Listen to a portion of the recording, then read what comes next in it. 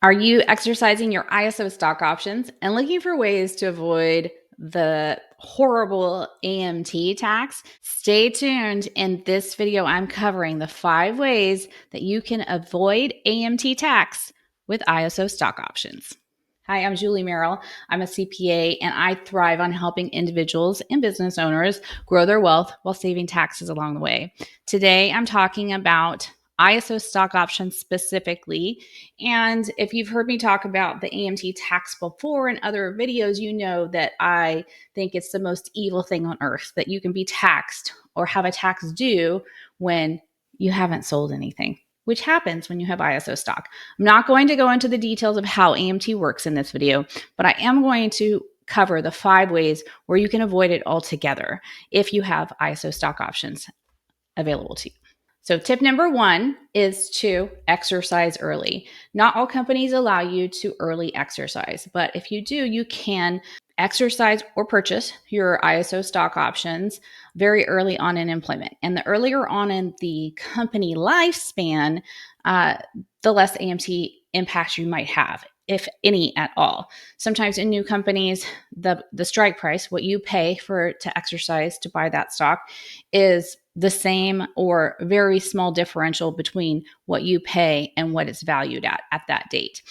That differential is what drives the AMT. So if you have the opportunity to early exercise, you can not only avoid AMT, but you can also lock in and start the clock ticking for that holding period. So when you can sell or there's liquidation event where you can liquidate that stock, you are now in a long-term capital gain tax bracket. Tip number 2 is to exercise and sell the same ISO stock options in the tax year. So if you are exercising, we always talk about doing it earlier in the year, if at all possible, so you have time to do your calculations and analysis to see if it's more beneficial for you to sell, if that's available to you, in the same tax year, so that AMT doesn't come into the equation at all. AMT only happens when you exercise and don't sell. So to avoid it, you could exercise and sell in the same tax year. Just know that you'll be subject to ordinary income tax rates and not have the benefit of those long-term capital gain rates.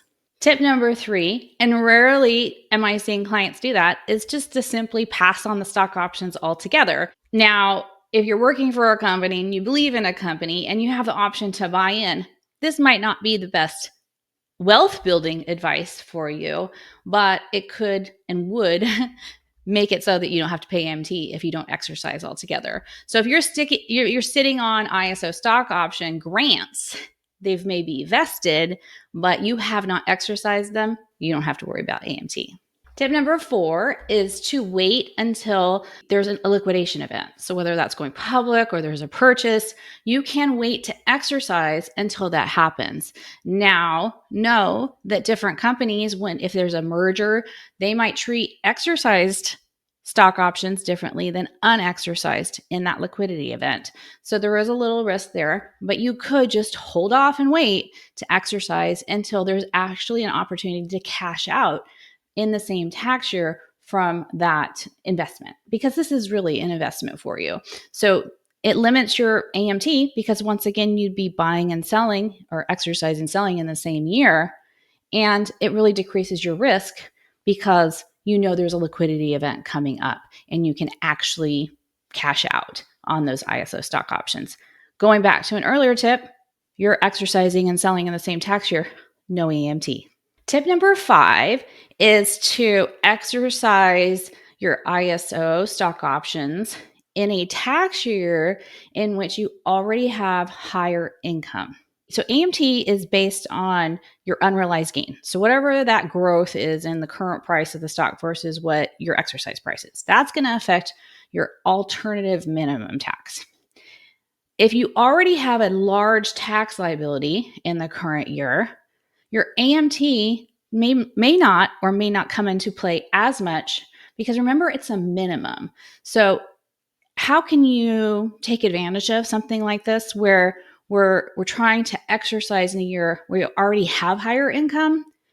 If you have other types of stock options, maybe you have some non-qualified stock options. If you were to exercise some of those in the given year, it's going to increase your taxable income therefore increasing your tax liability for the current year. And your AMT might not come into play or as strongly into play because remember, it's just a minimum tax. So if you're already meeting that minimum with your current tax liability, we're avoiding AMT by kind of playing this game where we're exercising some NSO, non-qualified stock options. In the same year, we're going to exercise some ISO stock options. Sounds a little complex. This is anytime you have stock options, highly suggest you work with a tax advisor that knows their stock options, knows how this plays out short-term, long-term, whether you should exercise a lot or not.